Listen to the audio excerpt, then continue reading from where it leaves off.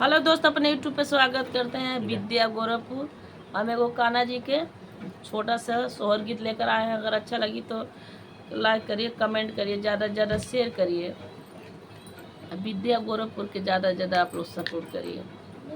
बहुत हम परेशान हैं। मचिया जे बैठ जा सोदा रानी कान्हा रजकार हो, माता किनी दे बूतल तलवारवत कंस मारे जइबो न हो। मचिया जे बैठ जा सोदा रानी कान्हा रजकार हो, काना माता किनी दे तू तलवारवत कंस मारे जईती न हो।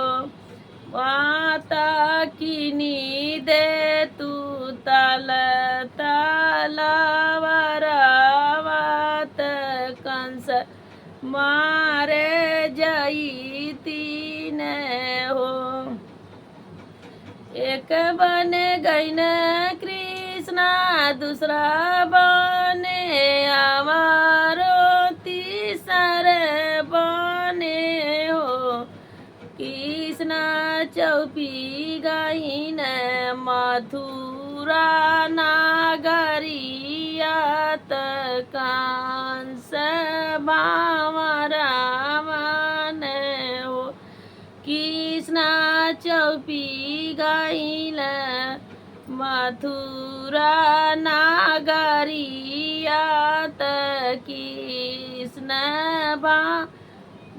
कृष्णा चौपी गईल मथुरा नागरियात, कंस भावना मन हो। कंसाई देखी कृष्ण के डेराई गई नवारी, खिसियाई गई हो। कृष्ण हम के मारन तू ही आया, हमार काल बनी गईला हो।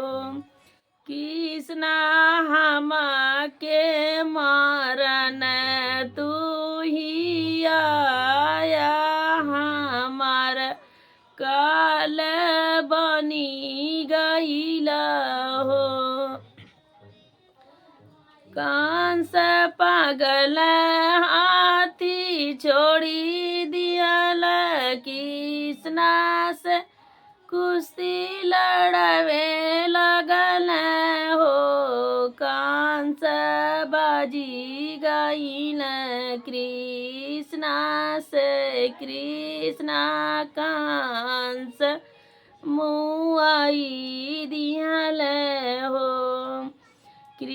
कंस बाजी गईल कृष्णा से, कृष्णा कंस के मुआई दियल हो। हेलो दोस्त, आज कन्हैया जी के जन्म मट्टी में ये जन्म होगा, उसी पर के हम लोग छोटा सा सोहर गीत लेकर आए हैं। अगर पसंद पड़ी तो लाइक कमेंट, ज़्यादा से ज़्यादा सपोर्ट करना, शेयर करना। विद्या गोरखपुर के ज़्यादा आप लोग सपोर्ट करिए।